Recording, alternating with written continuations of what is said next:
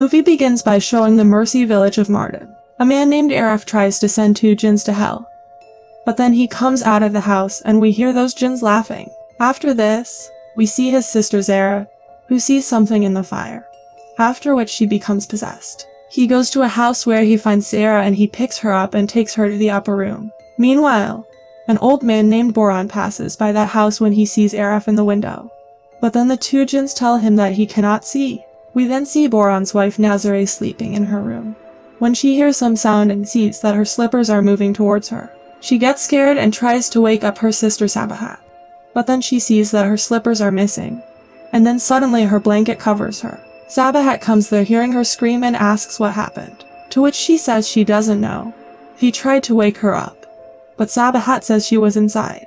She then asked her to bring her pills and sees that her slippers were there only. Meanwhile, we see Zara talking to herself saying she needs to tell him everything. Then a scorpion starts coming towards her and she catches and eats it. On the other hand, we see Arif continuously saying he couldn't be there for her.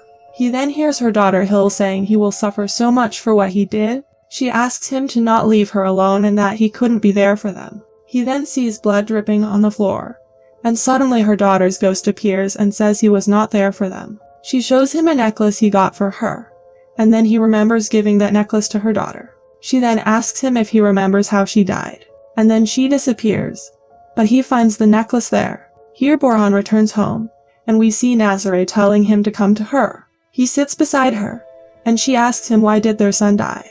Then suddenly she gets up and says his dark and cursed business killed him. Boran says Suet died in an accident, but she says she didn't die in an accident. He drove the car towards the dam and killed himself. He is coming to her dreams every night and tells her he died because of his father. Boran says they will entrust themselves to God. She then says why doesn't Suet's bride talk to him? Because she is afraid he will infect her with darkness at the mountain. His grandchild is suffering and after her father died she doesn't want to live. His punishment is inflicted on his bloodline and he is bringing an end to his bloodline slowly. She lies down again, and Boran tells Sabahat that he is going to his room to do some work. We then see Suet's wife, who calls her dad and daughter Ija for dinner, and they say they will be there in a minute. Ija then goes to the washroom to wash her hands and face. When she hears her mother's demonic voice laughing and calling her name, she says look her father is here, and Ija gets terrified hearing this. She leaves the tap open and comes out of the washroom, where she sees her mother killing her father, and she starts screaming in terror. Suddenly her mother's ghost haunts her and disappears and her mother and grandpa try to calm her down and bring her back to her senses. Meanwhile, we see Arif crying for her daughter. He asks her to open her eyes as he can't live without his family. He asks God why don't he take his life and why he is doing this to him. On the other hand, Boran is reading a book when Suet's ghost haunts him and says don't do what he is thinking, and asks does he want them to come next to him. He says don't do this to his mother and his daughter. And then Boran leaves there. He goes to Suet's wife's house, but she asks him to get out and stay away from her daughter. We then see Arif comes out with some skeletons and start arranging them, saying he never left her alone and was always there for them. And we see that those skeletons are of rams and he says he won't leave them alone and lies down between them. Now he starts seeing his wife Melek and daughter Hill in them and he says he will never leave them alone. Meanwhile, Ija comes out of the house in a trance state and brings out a mannequin from the basement. She dresses him in her father's clothes and starts talking to him by placing a balloon in place of his head. She actually sees her father in it and says she missed him so much, and she knows he didn't leave her. She asks him not to be mad at her and she doesn't want to live without him. Suddenly the balloon bursts and she screams so loud that she has a fit, and her mother and grandpa comes out to her hearing her scream.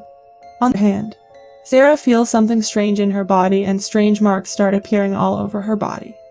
But suddenly everything becomes normal again, and she says he needs to know. Here Arif sees Melek and Hill who instigate him to die by hanging. But when he goes to do so, he starts hearing some voices that stop him from doing it. Only then a chair hits the wall, and he hears Zara saying he needs to learn everything and she needs to tell him everything. She then stops and falls, and Arif comes there and tries to bring her to her senses but she faints. Here Suet's wife is haunted by an entity that paralyzes her body and she sees that Ija is also being possessed by some force. Suddenly that entity disappears and Ija's mother goes to her and makes her lie on the bed. Meanwhile, Arif says he has no purpose in life and he doesn't know why he is still alive. Hearing this, Zara asks him to kill her too and they can die together. But he says he has no one left but her in this life and asks her to help him keep himself alive. But then she reveals that he killed them both, and he gets shocked to hear this. She says he killed his wife and daughter, and then turned into this. He crippled her as well. That night he came to his wife and said this child is not his and he won't let her fool him any longer. He stabbed her so many times, and then he killed his daughter. She tried to save Hill, but he crippled her. He doesn't remember it because he can't live with the calamity he caused, and that is why he is forgetting everything. He has done something so evil even his mind doesn't let him remember. His brain has been possessed. Arif leaves there knowing all this, but we see Zara creepily smiling. On the other hand, we see Boran looking at a jazz photo, and he crushes it. We then see Arif trying to kill himself, but he fails and gets frustrated that he can't die. Here Sabahat sees a fly going under Nazare's bed, and when she follows it, we see an entity entering the room, and suddenly Nazare throttles her and says she is having a nightmare and wake up. When she wakes up, Nazare tells her she tried to wake her up but she couldn't. She asks her to bring her pills and tells Boran that she will die. Sabahat asks her not to say that, but now when Sabahat turns, she sees Nazare levitating in a coffin. She gets terrified seeing this, and Boran comes there hearing her scream. But Sabahat sees that Nazare is completely fine and on her bed. Suddenly the phone rings and Boran leaves there. We then see Arif saying he didn't kill them, and suddenly he starts choking.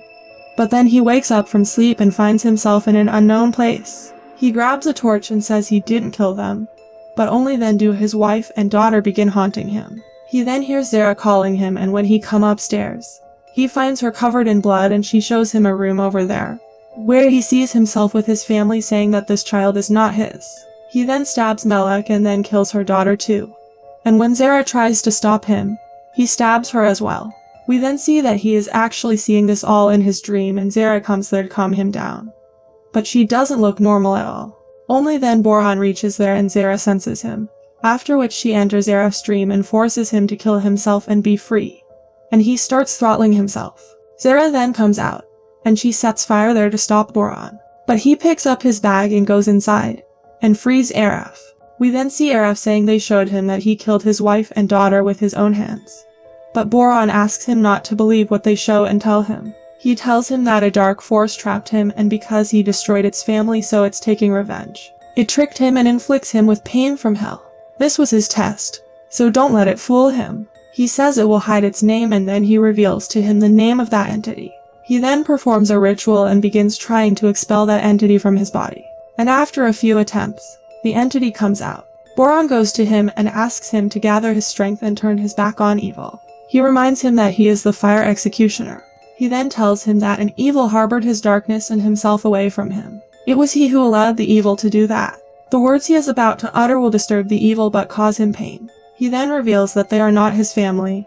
He has no wife and no daughter. If he had a wife and a daughter, would he have even the smallest proof? Here Arif remembers the necklace that he gave to Hill, but when he checks his pocket, he finds just a piece of stick. Boran says to possess and eliminate him. It made him weak by giving him the biggest pain in the universe, the pain of losing a child. And the only thing it can do to eliminate him was to make him kill himself. Arif asks him how long he has been in this state, to which he says since last night. Arif gets shocked to hear this and says he felt like he was in pain for years. Boran says it gave him hell because last night he made a big mistake. Like many times he did earlier, he was there to help those two innocent bodies, but this was an entity he hadn't seen before. We then see Arif asking the entity to release them, but it says if he wants them to be free, he will have to pick one of them. However, he asks it to release both of them, and when he tries to expel them from those bodies, the girl says her mother is dying and asks him to save her. Boran says it made him believe and put him in a dilemma to save which one, and it took the advantage of the moment to possess his body. A mother and a daughter he didn't know. He saved them, but the entity made him see them as his family. He asks him does he know the girl whose house he stayed in last night, to which he says she said she was his sister. But Boran tells him that his sister died years ago. She is just a poor half-witted girl, a puppet of flesh. Boran says they stopped him from reaching him by threatening him and giving pain to his family. Rumor says in ancient times, those who destroyed the bloodline of the evil ones and the demons were used to be called fire executioners. According to him, these have been his tests, and as he has survived, that's the only explanation that now he is the fire executioner. Araf then goes to a secluded place with that poor girl and tells the entity that it will suffer more than it inflicted and it has no right to cause pain to this body. She suddenly gets up and sits there, and Araf asks, "Who are you and where did you come from?" But she attacks him and says he is no one to give her orders. He again asks her name, but she doesn't give him any direct answer. And only then do the mother and daughter come and stand there. The poor girl tries to scare him and says he can't beat her. Hello then calls him dad and asks him to look into her eyes and not to leave her alone. But Araf remembers Boron saying don't let it fool him again and tells him the name of that entity. He then gets up and gathers his strength, and the entity tries to attack him. But he uses his powers and tries to send back the entity to hell, and finally manages to expel it from their bodies. They all then get up, and Araf thanks to God and give him his gratitude, and the movie ends here.